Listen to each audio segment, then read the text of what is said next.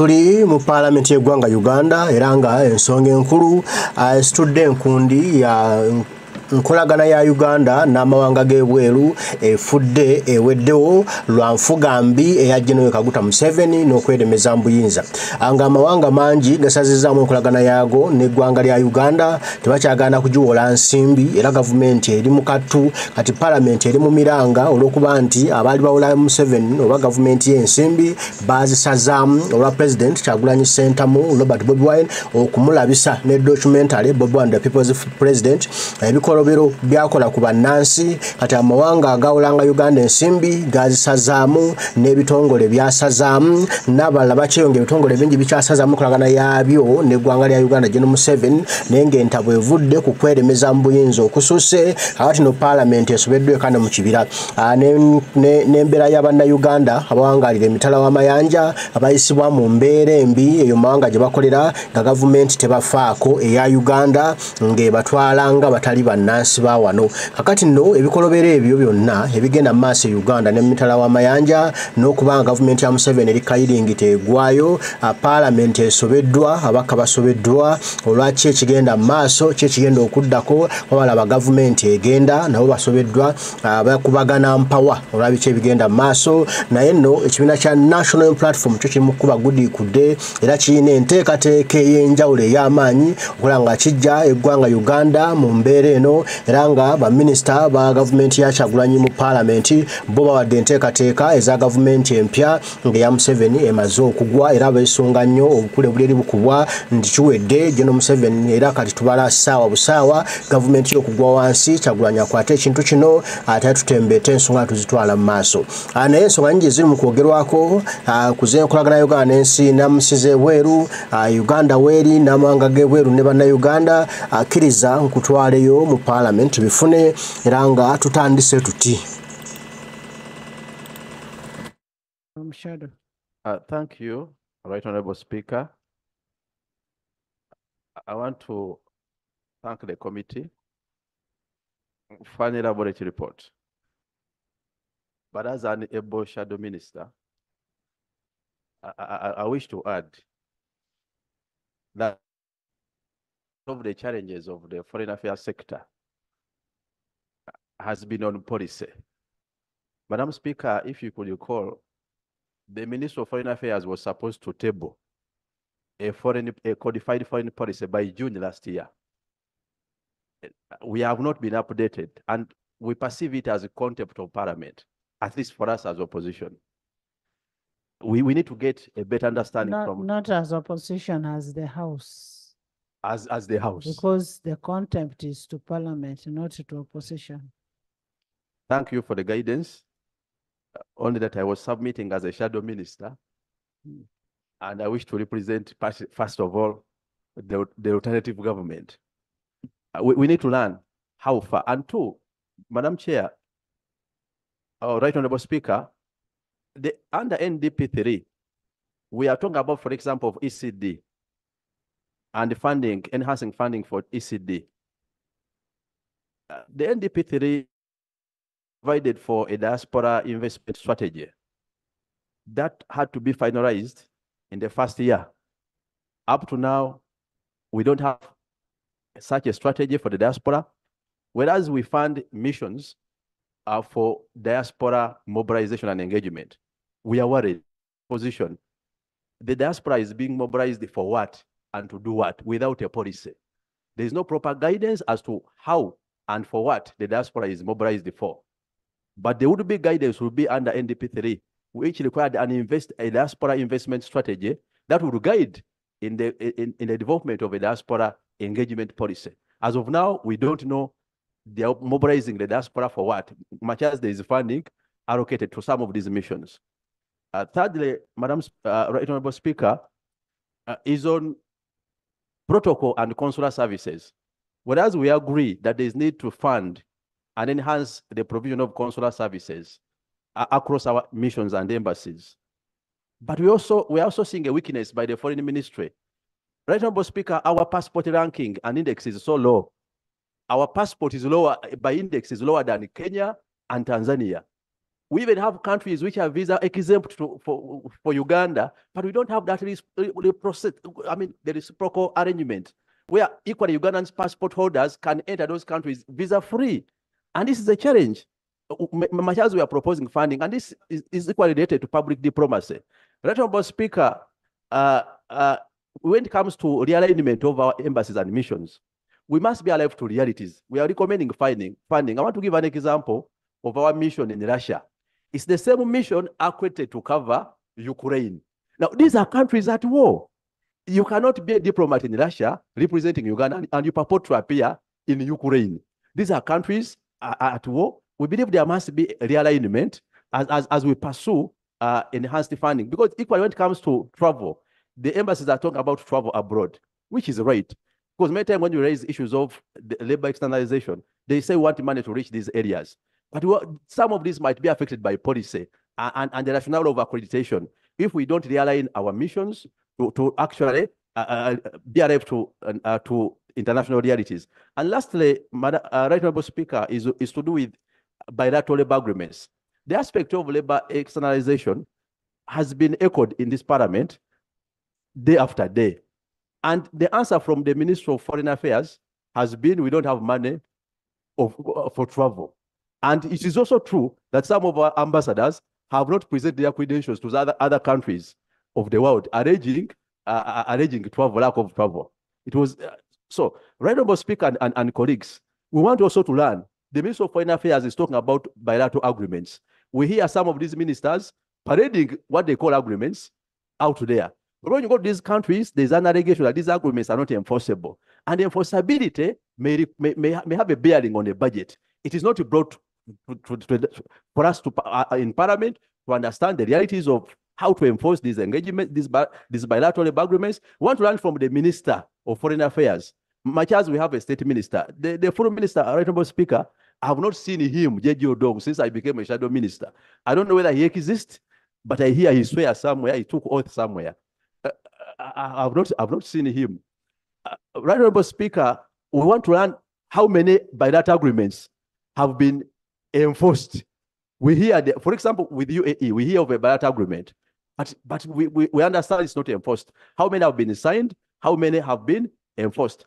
Honorable Speaker and colleagues, as I conclude, when it comes to international subscription, it is shaming that the Republic of Uganda by last year failed to pay subscription to the African Union. And we understood as a committee that our ambassador... Actually, we didn't fail to pay, we delayed. There is no way we can fail to pay. We delayed. I take your guidance, Right Honorable Speaker. But now, our ambassador who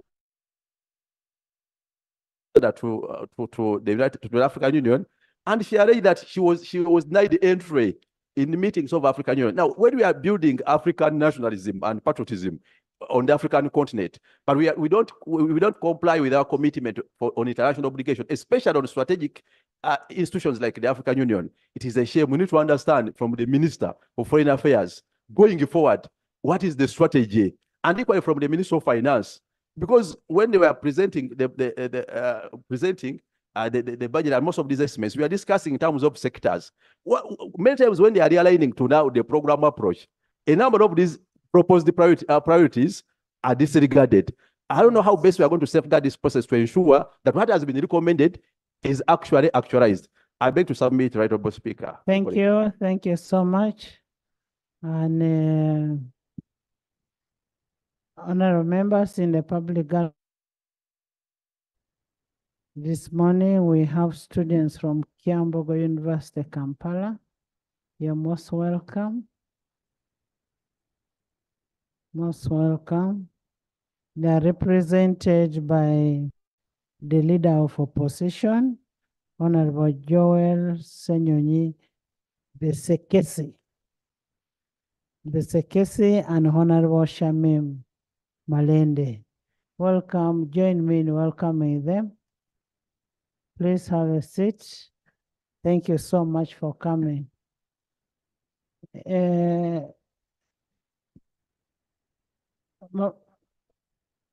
Minister Jonah. Hmm? Thank you, Right Honorable Speaker. Procedure, Honorable Speaker. Procedure. No, I'm just giving information. I'm giving information. But she's not a Minister of Foreign Affairs. She has her issue, so she wants to raise. Let her speak as a member of Parliament of. Thank you, Right Honorable Speaker, for the kind guidance. Right Honorable Speaker, I appreciate the report, but Right Honorable Speaker, I wanted also to bring to your notice that 2.5 weeks ago, I was in Copenhagen. I went for a meeting, as usual, on climate issues. But while we were there, we were confronted with a situation which I thought should be brought to your attention, Right Honorable Speaker. Members traveled for various meetings, and for me, I also had gone as a minister on environmental issue. But you are aware that as a country, we are the host country. We are the chair of G77 plus China. And in those meetings, whenever you go, now you are seen as coming from the country which is chairing G77 plus China. And there's always issues coming around asking you, and any comment would be taken like it is the country's position. I was lucky, Right Honorable Speaker, that I was with the Ambassador Donia, and quickly he's the chair of that committee, and he consulted others. And the statement I read now on behalf of the government of Uganda, the chair of G77 plus China. And that one made it easy. But I wanted this to be brought so that the Minister of Foreign Affairs comes here and briefs the Parliament procedures, because you can be trapped to make a comment, and yet you are making it maybe as a committee or whatever. I will next week go also to meet the president for COP29 in Berlin. But I'm also guided that is not about environmental issue or COP29. They want to know what is the position of G77 plus China. You know, when we meet there, we have a mixture. So this Speaker, Do you sit in the same cabinet with with the Minister of Foreign Affairs? I do, but Right Honourable Speaker, I'm speaking for the benefit of this House. No, but I think it is a collective responsibility that something must come out from cabinet, and this is the position of the country. Yeah. I don't want you ministers to start lamenting on the floor. Sort out your issues at cabinet, agree on a government position, and that is what you give. Yes, Jonah. Madam Speaker, thank you very much. I would like to agree with the report, and I adopt the text of the report entirely with the following comments. The first one, I'll begin from where the Honorable Minister stopped, raised ably by the Shadow Minister for Foreign Affairs, the lack of foreign policy. It does not only put the government officials in a corner, but also applies to us members of Parliament, that when we move out of the country, we represent Uganda. And there are certain matters out in the international community that we must speak in unison as a country. So I cannot overly emphasize the need for a foreign policy. I know the Prime Minister one time told us here that there is a foreign policy in the brains, in the head of the chief diplomat of the country, the president. Now it means that we must access the president every time to know what is his position on a certain matter.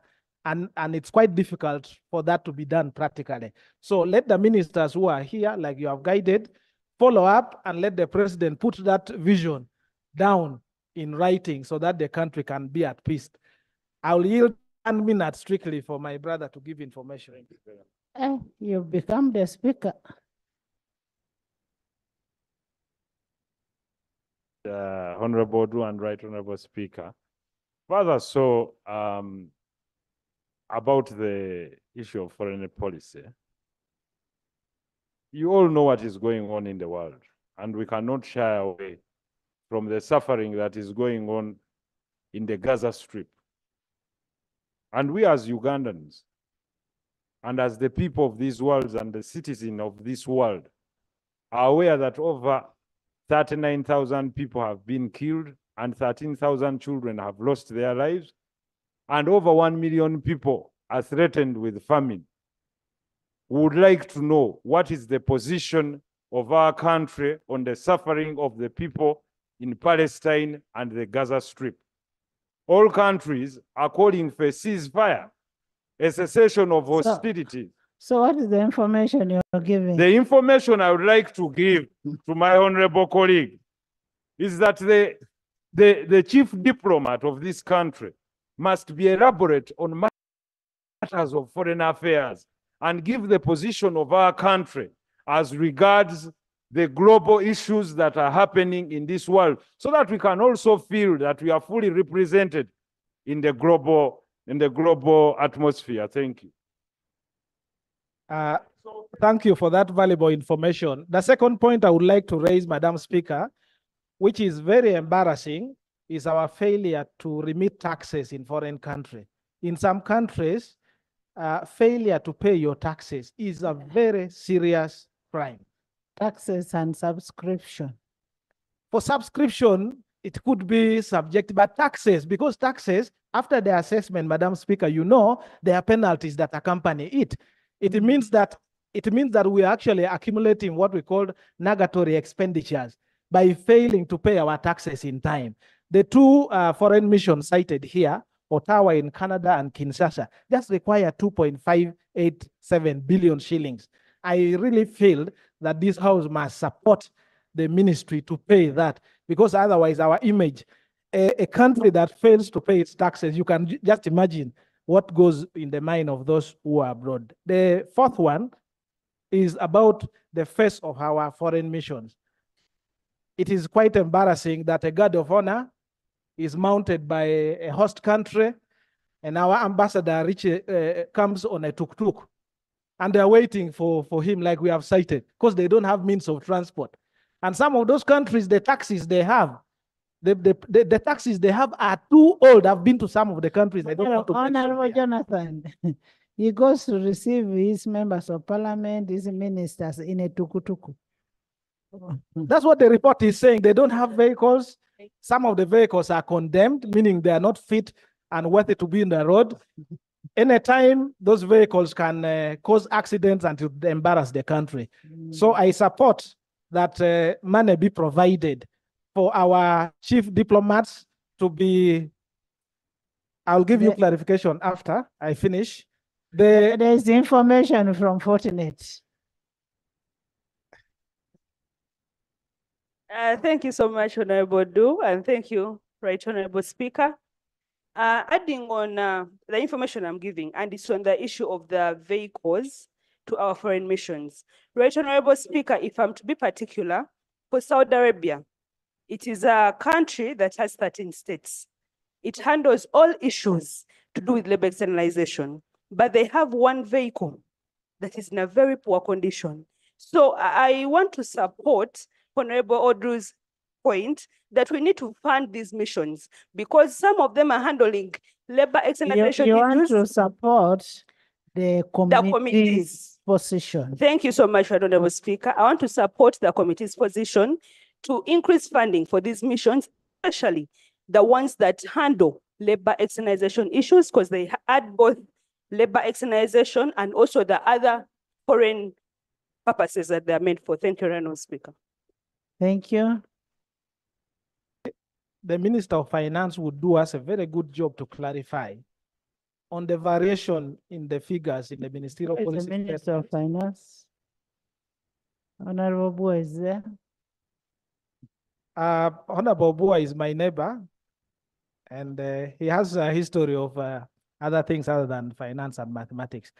But the point I'm raising here, Right Honorable Speaker, is that 1.613 billion shillings that had been proposed in the ministerial policy statement does not tally with the figures in the appropriation bill. And we are going to approve. I wanted the minister to clarify to us what will happen to our approval, because we want to take a decision from an informed position. So it would be very important that the Ministry of Finance, and there are several ministers there, comes back here before the debate ends and clarifies on that particular point, the variation of 1.613 billion shillings. I thank you. Thank you. For Speaker. Honorable John, as I said before, pursuant to Rule 149(2), that all these ministerial statements do not tally with the budget estimates. And then, of course, we also have the corrigenda and appropriation bill. So we are going to send them for reconciliation, harmonization, and then the consolidation. By the time they bring them, our expectation is that the budget committee will have done a good job to harmonize that. And I was also happy with a disclaimer that the minister made the other day. Honorable Minister of Finance made a very serious disclaimer that in this budget that we have, there's a vote that was missing. So I loved your sincerity. Yes. Honorable members, you've had the issues on that are in the report, and these issues are going to be harmonized.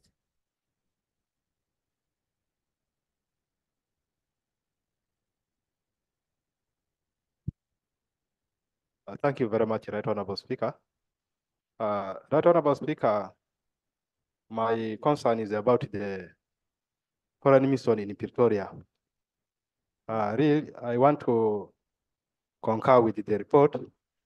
They have really done a very good report. It's very elaborate. However, foreign mission in Pretoria is handling very many neighboring countries.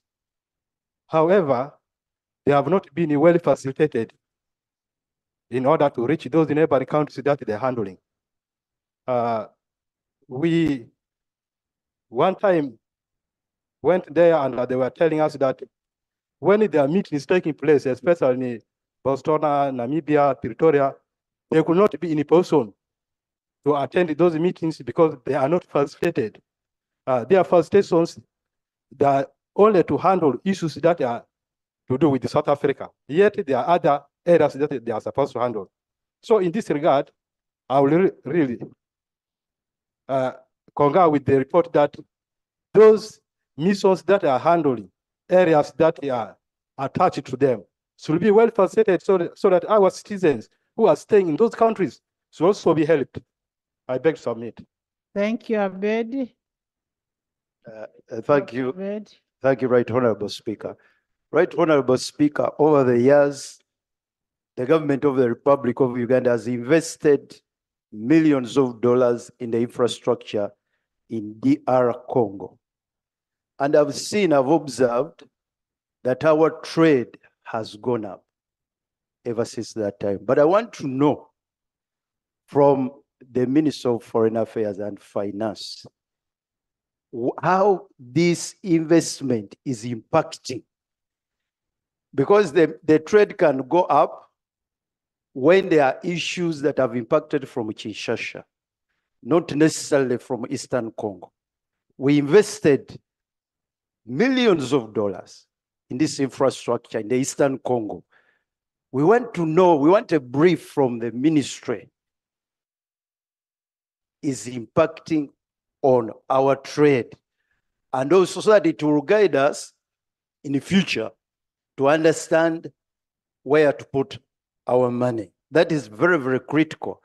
And then from the report, I heard the chair is reporting that we need to reduce they are proposing to reduce the air ticket fare by Uganda Airlines because they are comparing with Ethiopia. There are many factors that guide this air ticket fare. That statement that you have put in our report I think is not properly substantiated. Some of the factors, they are there. Maybe the chair didn't have a business mind in him. Because Uganda Airline is a very young airline, Yes, and we need it to grow. exactly. Right Honorable Speaker, there are many factors. I thought that we should be fair enough not to use that simple statement, because there are so many. Ethiopia has a hub, the type of plane, the aircraft they are using. There are so many issues that when you are talking about airfare. So That can only be advised by Works, exactly. which is responsible for that, Yes. not by you. Thank you, Right Honorable. Thank you, Commissioner. Thank you, Right Some Honorable. of you will speak on the next MPSs. Thank you, Honorable Speaker. I would like to thank the chair and the committee for the report. I have two brief issues, Right Honorable Speaker, to bring to the attention of the chairperson and the minister.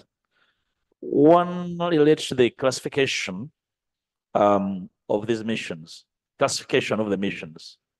Well, as we make a mention of the challenge of classification, actually having hosted several international conferences and summits, I would have expected Foreign Affairs by now to have realigned its interests in terms of mission allocation. The Honorable Ezama earlier speaking on Pretoria, I was part of PAC in the 10th Parliament, and I led a delegation to Pretoria, and it was in a mess. One of the key people at the station abandoned duty and delegated to the wife, who was not a mission staff. And he retired himself. It's in the report. And there were problems. But when you look at the duty there, that they are looking after several neighboring nations, that mission by now should have been reclassified. So the delay in classifying this mission, reclassifying the mission according to interest of our country is a problem. Secondly, assets. We needed clarity on endangered assets. Forget about those that are in very poor state. But I recollect, for example, that our assets in Addis Ababa were hanging in balance. And people who were trading them on the market were staff of Foreign Affairs. I don't know whether they are still safe by now, already sold off. We need clarity on the safety of these assets. There was property in Addis Ababa, which was due for development. We didn't have money, and the government had given timelines to either develop it or sell it off. So we need clarity on these assets so that we, as Parliament, we can know whether we are taking a positive trajectory in as far as these assets are concerned. Lastly, the fluidity of our foreign policy should not be a problem. You see, we are a mature data nation, and mature data ordinarily have fluid foreign policy. Fluid sometimes to fit the moment of the time. But what should not change are international commitments, such as human rights and other key values that we have as a nation. Otherwise, nobody will have time to download the views of the chief executive of the nation every time they travel to know his views on a particular matter on the global circuit. Otherwise, if they were downloadable, would have known what he thinks every time. That's not probable. Therefore, Foreign Affairs has a duty, Right Honourable Speaker, to guide the nation on where it stands on key international issues when they arise. Otherwise, we understand the fluidity or the flexibility of our foreign policy, Right Honourable Speaker. I thank you. Thank you.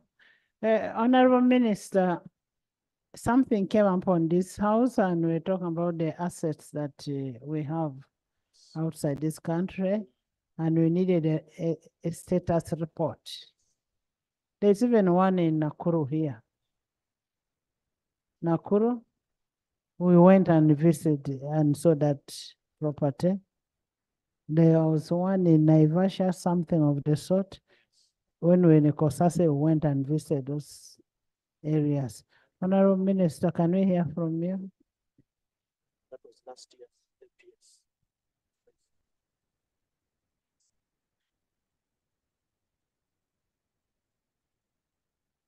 Madam Speaker, I want to thank you so much.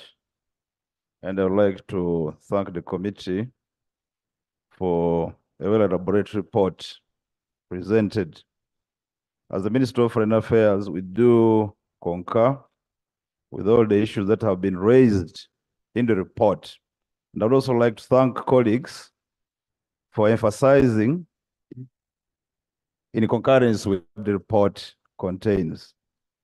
I would like to highlight a few areas, Madam Speaker, that number one, on the issue of foreign policy, I think Uganda is one of the countries which have an entrenched foreign policy position in the Constitution, contained objectives and direct principles of state policy, objective number 28.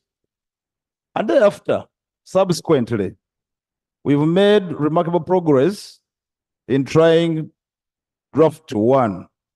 But as colleagues may be aware, the ministry does a function delegated by His Excellency the President, who is the chief diplomat in any case, and we did forward the foreign policy proposal to him for clearance and onward transmission to Parliament.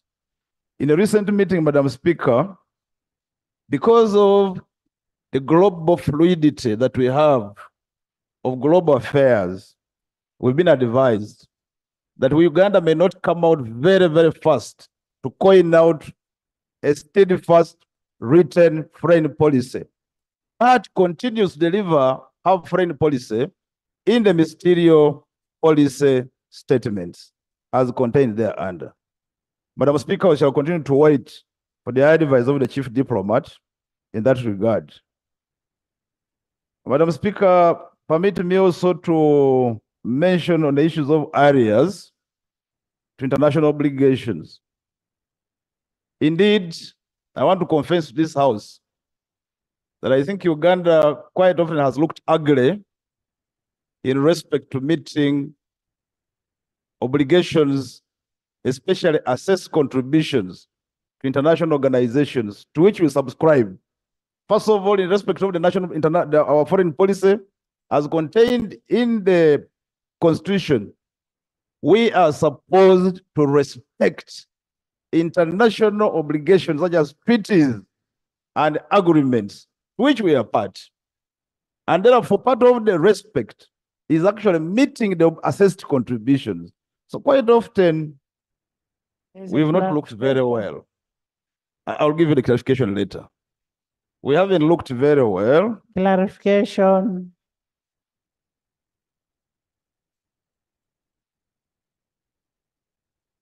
Thank you, Honourable Minister, and thank you, Madam Speaker. The clarification I am seeking arises from your statement that the President is the chief diplomat. We have seen the President sending his son to Rwanda when new ministers are there. His son threatening to invade and overrun Kenya, and the President was calling the President of Kenya to apologize. His son saying that he now supports Tigris who are fighting with Ethiopia, and your embassy staff are summoned by Ethiopia. Later, the Minister J.J. Odongo goes there. So the clarification I am seeking is whether the family of the President also shares in this responsibility. And who do you contact? For example, when the son says, I'm going to raid Kenya, do you contact the son or the father?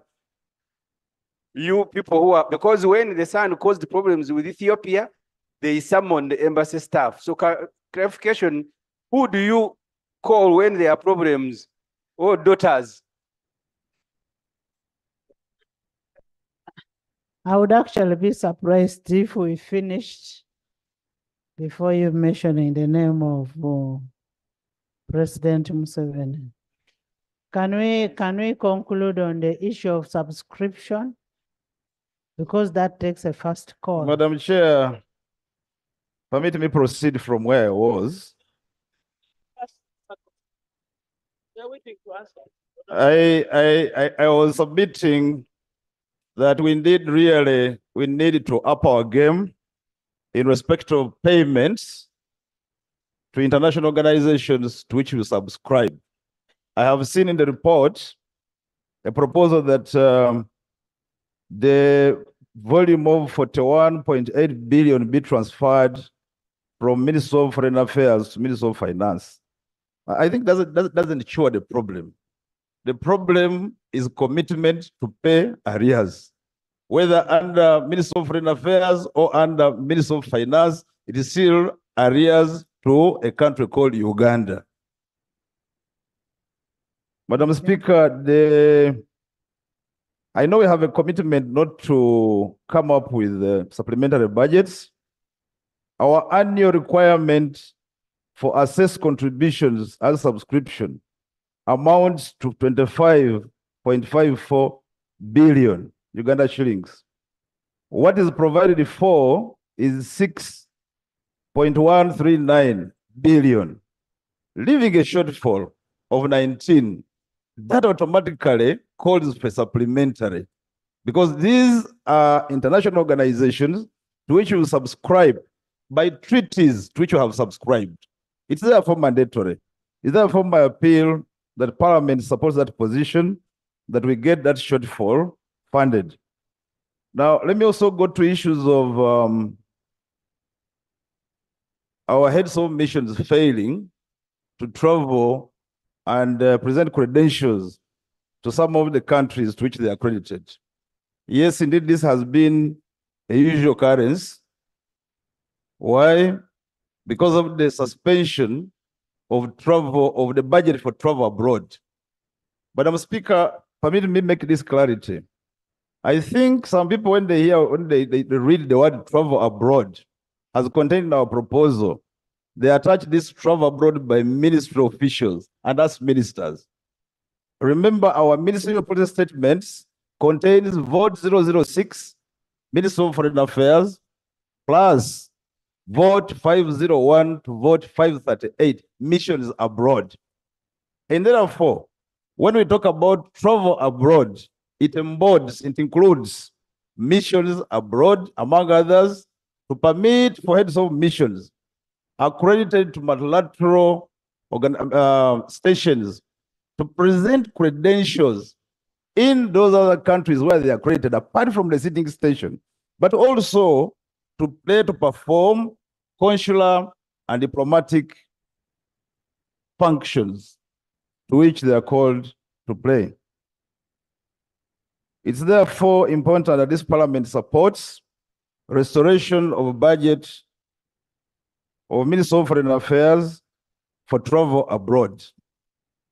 Madam Speaker, it also goes to the matter raised earlier on by one honorable colleague, where it has been observed that we do not classify and reclassify these ministries, these missions abroad. This equally calls for travel abroad to do annual and sub-annual inspection. Without this travel abroad, we may not know what is obtaining in missions. And as you're aware, the world is very dynamic, the geopolitics is very dynamic. We need the inspectors to travel abroad to go and assess and therefore inform the standing of the mission at that point in time. Indeed, we do have a number of deficiencies in our structures. For example, our structure in Trafalgar Square is not very pleasant. Our structure in Ottawa, Madam Speaker, is true. Some of the structures have been condemned by the host governments. To that extent, we look ugly, and therefore we need money to do rehabilitation and repairs and or do fresh construction where possible. We also have some pieces of land allocated by some host governments. And when they allocate you, they give you a period of time within which you have to develop. Honorable Minister, can you bring for us a list of the lands, the houses, all of that documented. Most of will do that. And on the issue of issuance of passports, Madam Speaker, it's true previously our 3 missions in London, Washington, and Pretoria had been permitted to issue passports. However, due to funding shortage, that role has been recalled. We'd also like to pray that funds be availed to support the budget for issuance of passports, because this is a right given to citizens of Uganda, both within and outside.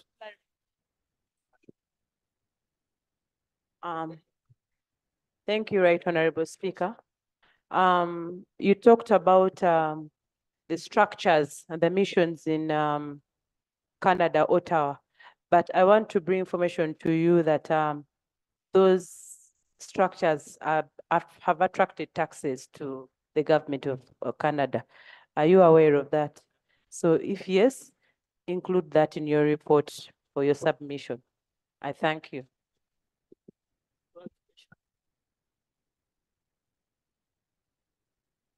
Madam Speaker, the issue as highlighted by the Honorable is already contained in the report. Honorable members, that take your time to read this report. Yeah. It's a very exhaustive report. Yeah. And clerk, I want you to upload the report. The minister will not be able to answer all the questions that have been brought here. Yes. Madam Speaker, in respect to ECD, commercial and economic diplomacy, we take the observation made by the committee. However, we beg to differ with the recommendation of the committee to the effect that all missions be availed with the funds to enhance commercial and economic diplomacy. While interfacing with the committee, I did mention this to the committee. The ministry does assessment and we invest money in commercial and economic diplomacy where we have returns or where we expect returns. We may not recommend to provide for budget to a destination such as South Sudan, such as Burundi, for tourism, as against Geneva, Brussels, and Washington. So we do it out of scientific research where we get returns. In terms of trade, yes, we may allocate to South Sudan and not allocate to other countries, which I don't want to mention here. So it should not be that we allocate to all missions. Madam Speaker, a few observations which were made by the Shadow Minister. Yes, the other one was about the foreign policy, which I have already answered. The strategy, if you look through the National Development Plan, followed by our own ministerial policy statement, which we submitted, we do provide for strategies, policies and strategies on how to mobilize diaspora. And diaspora is provided for 3 things. 1, foreign direct investment. 2, investment of receipts from outside, earnings from the diaspora, but also for purposes of solidarity and cohesion of members abroad, of Ugandans abroad.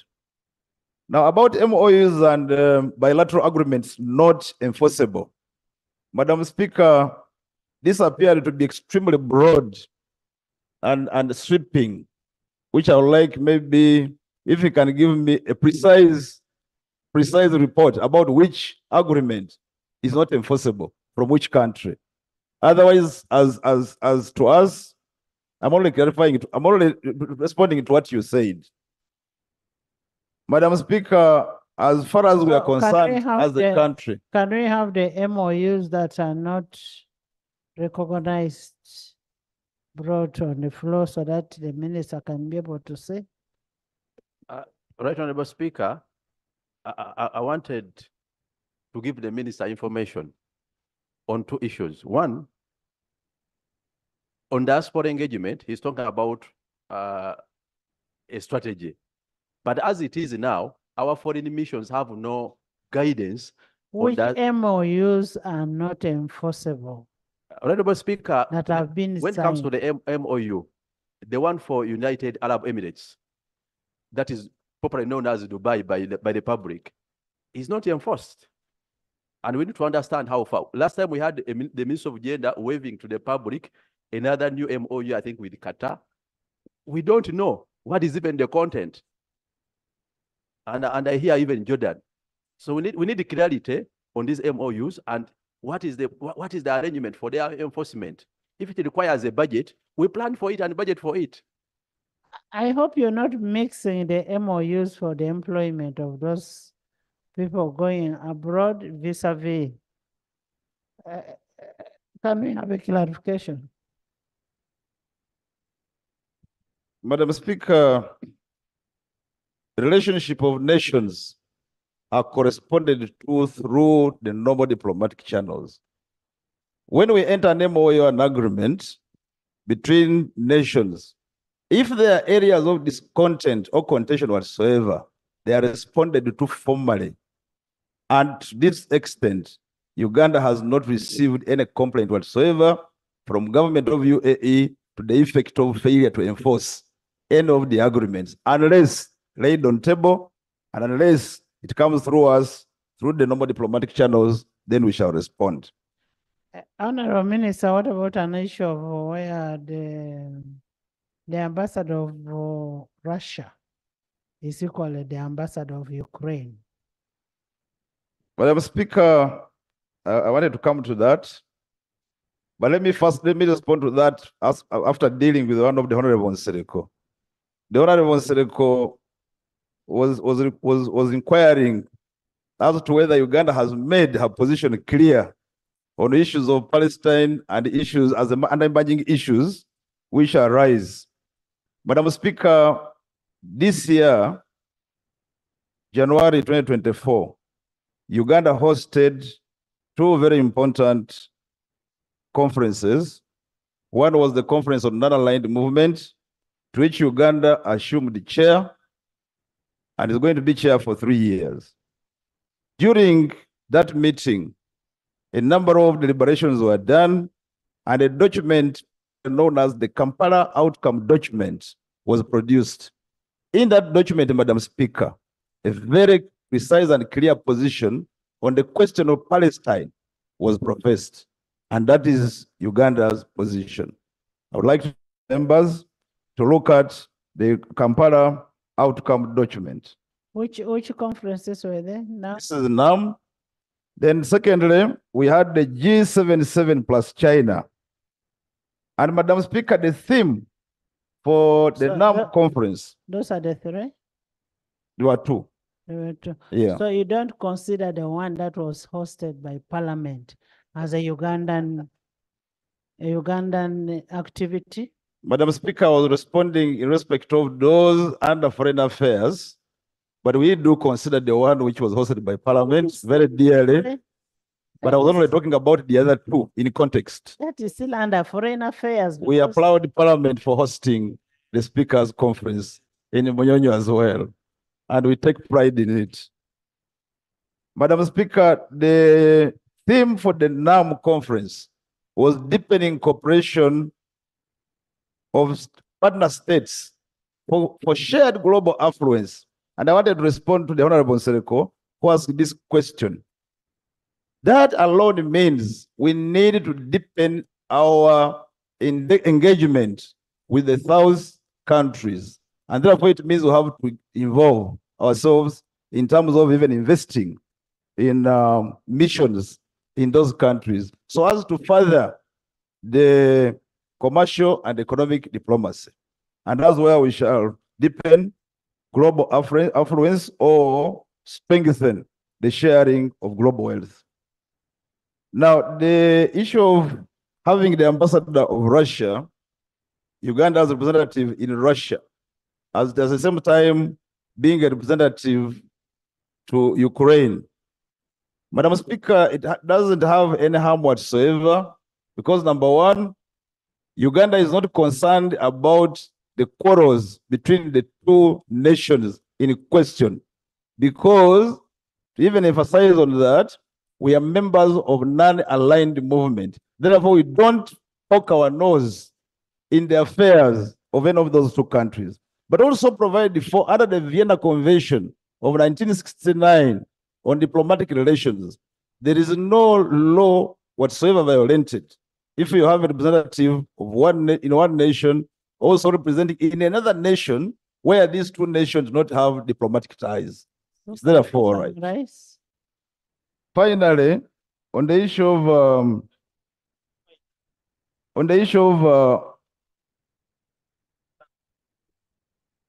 can you summarize? On the issue of representation vehicles, Madam Speaker and colleagues, we all travel abroad and we all love to be given courtesies. And many times we have gone abroad and been received in a manner that is worth what we have provided. But we have also seen in this country where we have delegations coming in and received by their missions accredited to Uganda. I think a difference is quite loud sounding. I therefore want to implore this House to enhance the budget of Ministry of Foreign Affairs to cater for those critical areas, particularly which touch the image of our country through missions abroad, including capital or development expenditure to care for our dilapidated structures. And then the last on that is about statutory obligations to host countries. Indeed, it's true, Madam Speaker, we are obliged to pay local taxes to host countries where we have property. Now, in Ottawa and Kinshasa, we are heavily indebted, and host countries have already given us notice to the effect that our buildings may be auctioned. It's therefore important that we, and I'm glad Madam Speaker, the other day you guided, I think it was yesterday, that we look at the other day, that we do look at amending the PFMA 2015, whereupon we request that during that amendment, we should have sectors which contribute to the national treasury, but have certain obligations be permitted to remit after deduction of certain obligations. That's what we call profit after tax and interest. Thank you very much. The NTRs. Thank you so much, honorable members. I now put a question that the report of the Committee of Foreign Affairs on Ministerial Policy Statement and the budget estimates for financial year 2024-2025 be adopted by this House. Those in favor say on the contrary, nay. Yes, I have it. But all the issues that have been raised on the ministerial statement, Honorable Minister, all the issues that have been raised must be handled. Let it not just be for the sake. Agriculture. The Committee on Agriculture, Animal Industry and Fisheries. And this report is referred to Committee on Budget, furtherance to ndowooza owulira ekiri mu paalamenti ya kuno ku mbeera ya Uganda n'amawanga amalala ne bannayuganda ababeera emitala w'amayanja awamu n'okulaba nti abakulembeze abarepresentinga Uganda oba abaliwo ku lwa Uganda binaayira ababeerawo ku lwa Uganda nga balina ekitiibwa kya Uganda. Abantu bangi embassy za Uganda mulimu bantu balala nga si bannayuganda.